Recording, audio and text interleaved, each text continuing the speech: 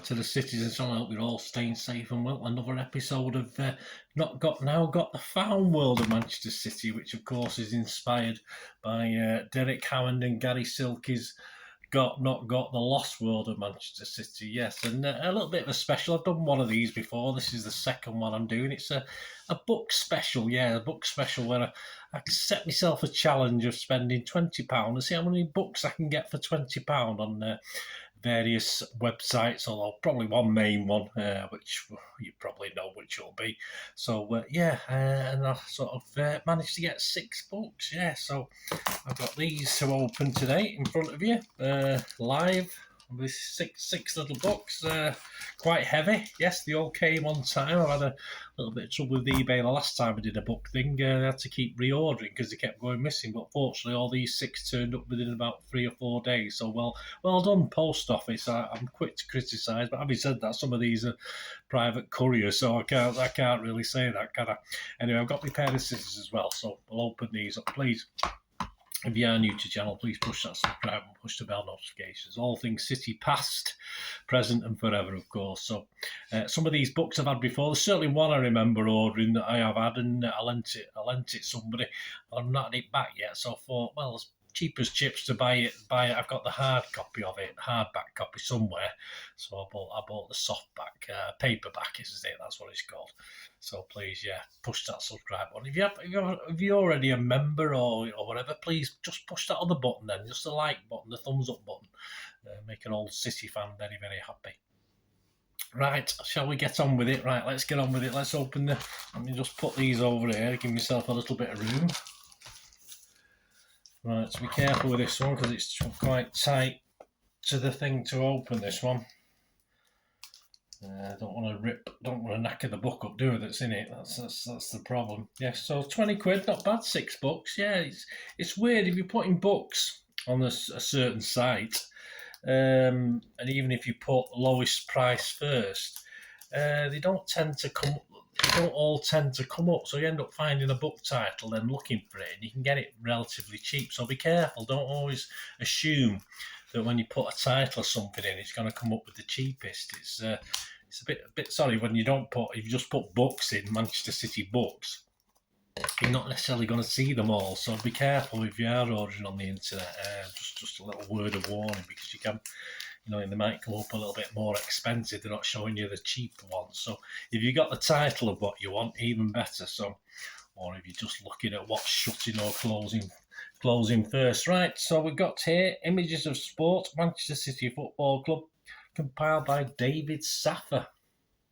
Yeah, Manchester City, one of the largest and best supported clubs in Britain. This book illustrates their long and proud history with over 270 images, including action shots, team photographs and programme covers. Well, I do like reading, but I do love old images, as you probably know if you follow me on Twitter or have followed this account. This is, what have we got a date on this one? Let's see if we can get a date of when it goes up to. Images of Sports. Yeah, things like, when you got this sort of thing with the final ties. Dates. First published in 2000, so it'll be reprinted in 2002. So, yeah, so if you look, there's a more modern version of stuff as well. So yeah, I'll look forward to that. Anything exciting to show you? I just saw Dennis Law then at Wolves, the League Cup final. We lost. An interesting picture that I don't remember seeing before. Oh no, there we go. That's the remember that one, the Old Trafford back heel. We weren't actually. I was at that game. We were actually outside the ground when that was happening. And obviously that's a Stretford end in the background there, isn't it?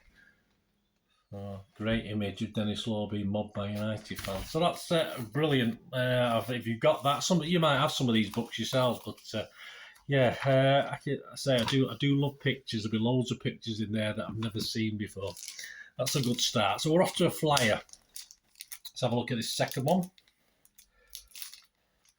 Yeah, because I only ordered these a couple of weeks ago, I sort of remember what I've ordered, and I did bid on a couple and I managed to get them as well. So all well and good. Yep, this is the one that I've lent out that I've not had back. I won't tell you who I've lent it to, but I've still got the dust cover, because it's a hardback. I've still got the dust cover for it. So that's all well and good. So, of course, a lot of you are familiar with it. It's a great book. I've read it. I've already read the book, but I thought I wanted to use it for the book club at some stage as well. So, obviously, I got the paperback cover. 442's Book of the Year 2011. Yeah, it's best football autobiography I've read. The book is terrific, stylish, often piercingly candid. Brian Viner, independent. One of the best player autobiographies in years. All strands of a varied life are beautifully captured in this fine book. Henry Winter from The Telegraph. A happy, sad, thought-provoking autobiography. A book that captures a time, a place, a club. Michael Walker, Daily Mail. An astounding football autobiography. Daniel Taylor, The Guardian. Yeah, it's fantastic, and it's the sort of thing I would read again. Some great images, fantastic images of the old Platt Lane training ground there. Used to pass that on going, thousands of times probably back in the day. I used to work in Manchester, so from 16 I used to get the bus to Piccadilly.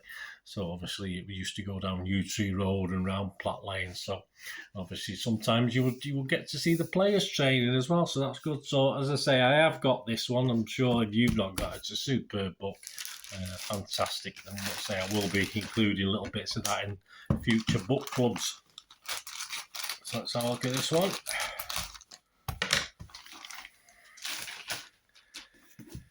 Yeah, interesting. Well, yeah, interesting. We've got got a bottle of Copperberg on the cover there, on the back cover.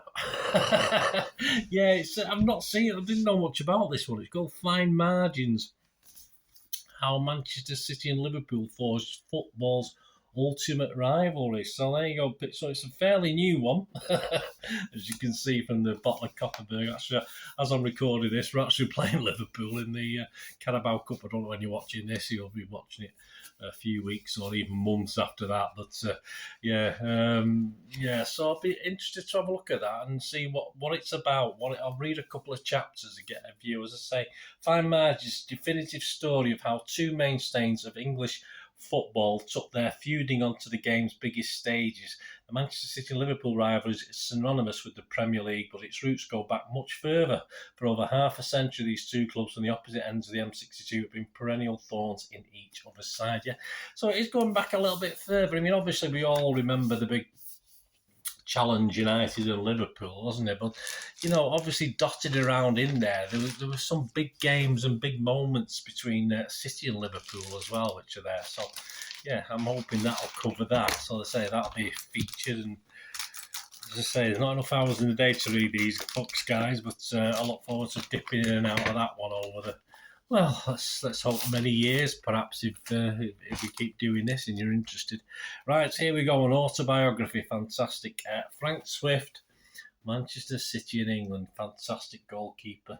City's first goalkeeping legend and winning many honours for the club. The book details those heady times. Ultimately, it's a tragic story, though, as Swift perished as Munich as a reporter for the News of the World. Frank Swift is one of the greatest English goalkeepers of all time, a first and second division FA Cup and Charity Shield winner with City, his only league club. He represented his country on 33 occasions between 1941 and 1949. That's by Marc McCarthy. Again, mainly words, not many pictures inside this. Just some black and white pictures. Again, as I say, I'll be looking through this in book club, but I must admit I was looking forward to getting this one. Frank Swift, of course. I think I've done a goalkeeper's thing on him, but if I haven't, I will be doing one, that's for sure. But I've done that many now over the years. I forget what I've done and what I haven't done as far as City players, old and new, are concerned. Just a couple to go now. Let's have a look at this one. There we go. A Man's Game. Andrew Keane and the very famous old kit, of course. The birth of Mancunian football and the origins of Manchester City FC. Yeah, another one I don't know too much about. In 1879, the game of football appeared to have passed Manchester by. The city boasted more than 24 rugby clubs and 9 lacrosse clubs, but only one football side. Not surprisingly, The Sheffield Daily Telegraph concluded that the association game has apparently no fascination in Manchester. But a year later, the Anglican parish in an industrial boomtown on the edge of Manchester started a football club. The aim was to promote a muscular Christianity and to stem the flow of young men away from the church. By 1883, as violence on Manchester's football pitches reached dangerous, even fatal levels, the church team disbanded, but some of these young men went on to form another club, Gorton Association, that is now known around the globe as Manchester City Football Club. What a cracking story. That'll be Andrew Keane. I'm looking forward to delving into this one as well. Police news, never far away, is it? We've had bottles of Copperberg and we've got the police news. So, looking forward to that. And obviously, it'll be, I'm sure United will get a little mention in that as well. So, as I say, if you got any of these books, let me know what you think, or if you've watched, if you've read them, or anything like that. And this big one now, really big one, big solid hardback one. They say not bad these for 20 quid, are they, guys? Did very, very well. To say that it's worth checking and keeping your eyes out if you haven't got some of these. My growing collection, of course. Yeah, there we go. How about this one? Manchester City, a back pass through history. Yeah, just take this price off. It's got a price on it saying £3, which is probably how much it cost. I can't get it quite off. There we go. The Ultimate Limited Edition. And it's a DVD as well. 2 DVDs. Absolutely fantastic. This illustrated collector's edition book, together with 2 DVDs, provides an insight into the unique journey of Manchester City, one of the most famous football clubs in the world. Follow the incredible stories charting the historic rise from the club's humble origins, starting out at St Mark's, West Gorton, through to the top of the Premier League with some of the most talented players in the world. Yeah, so Premier League, so it must be reasonably great crowd thing there. I'll have a look at that, see if I'm on it. I mean, you never know. Have you got this one? Have you looked for yourself in it? As I say, obviously the 93-20 moment, I was in the 3rd tier, so there's not much of that. But there's your 2 DVDs as well, which I'm hoping are in good condition. Seem to be attached to it. I'm not going to risk breaking them by trying to get them off. There must be a way of it. Just thinking that I should know. I sell DVDs for years. I should know how they come out. They're in good condition as well. So that's all we need now, not scratched or anything like that. Absolutely brilliant. So I might do that. City at the Movies, I might be included in the book club and City in the Movies special on this one. But there's tons of information involved. Again, some great images and pictures. Brilliant. As I say, it's another thing I've not been familiar with. If you've got this and you've had a limited edition, I don't know how many editions there was of it. I'm sure there's a few. Let's just see if I recognise any faces in there. Well, that's a funny one. Yeah, there's a guy here who's all been blanked out. Perhaps he didn't like his image and asked him to take it out of the picture.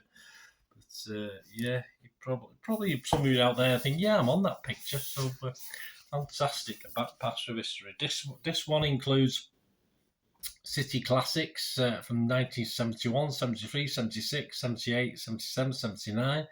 Chelsea 0, City 3, City 3, Stoke 2, City 4, Derby 3, Chelsea 1, City 4, City 6, Spurs 0, Spurs 0, City 3, and Disc 2's got United 0, City 1 from the 28th of the 474, so we know I was there at that one.